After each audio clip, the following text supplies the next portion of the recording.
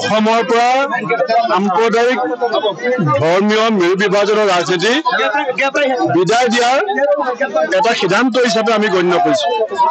অহা 7 মে তাৰিখে ধুবুৰীবাসীয়ে ARDF আৰু AGPক পৰাজিত কৰাৰ যিটো সিদ্ধান্ত হ'ব, সেই সিদ্ধান্তই আহি থকা সময়ত অসমত যি সাম্প্ৰদায়িক ৰাজনীতিক বিষবাস্প আৰু ধৰ্মীয় মেৰু বিভাজনৰ ৰাজনীতিৰে আমাৰ মূল মৌলিক সমস্যাবিলাক তল পেলাবৰ কাৰণে বিজেপি ARDFৰ যিটো সন্মিলিত ষড়যন্ত্ৰ, সেই ষড়যন্ত্ৰক উফৰাবৰ কাৰণে আমি অসমৰ সমগ্ৰ বিৰোধী ঐক্যমঞ্চ অসম আমি ধুবুৰীক অসমৰ জাতীয় স্বাৰ্থৰ এটা নিৰ্বাচন হিচাপে গণ্য কৰিছোঁ।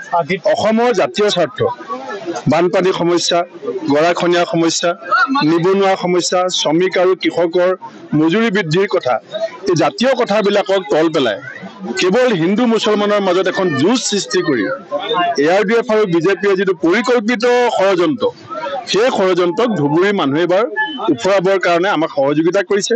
অখিল গগৈ ডাঙৰীয়া, লুইন গগৈ ডাঙৰীয়াকে প্ৰমুখ্য কৰি বিভিন্ন বিৰোধী ৰাজনৈতিক দলবিলাকে সহযোগ কৰিছে আৰু মই নিশ্চিত যে ৰকিবুল হুছেইন ডাঙৰীয়াৰ জয়ৰ সমান্তৰালভাৱে ARDF যিদিনাখন শেষ হ'ব, বিজেপিৰ পতন কাউণ্টডাউন আৰম্ভ হ'ব। ইয়াতো আমাৰ প্ৰথম পৰ্যায়ৰ লুইন গগৈ ডাঙৰীয়া আছে। ডিব্ৰুগড়ৰ মানুহৰ মুখে মুখে লুইন গগৈ ডাঙৰীয়া জিকিছে, গৌৰৱ গগৈ ডাঙৰীয়া জিকিছে।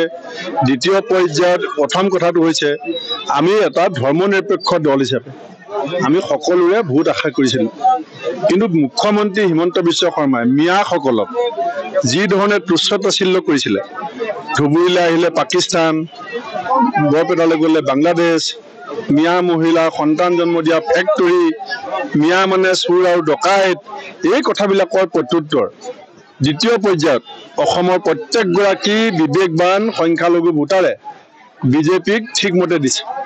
ঠিকমতে বিজেপিয়ে কাণ কাটিম বুলি কৈছিলে, ঘৰ ভাঙিম বুলি কৈছিলে। ফাৰ্ষ্ট ফেজ আৰু ছেকেণ্ড ফেজত ৰাইজে বিজেপিৰ নাক কাটি দিছে। ৰকিবুল হুছেইন ডাঙৰীয়া যেতিয়া বহুত ভোটত জিকিব তেতিয়া চকু পানী ওলাব, এইটো মই কৈছোঁ।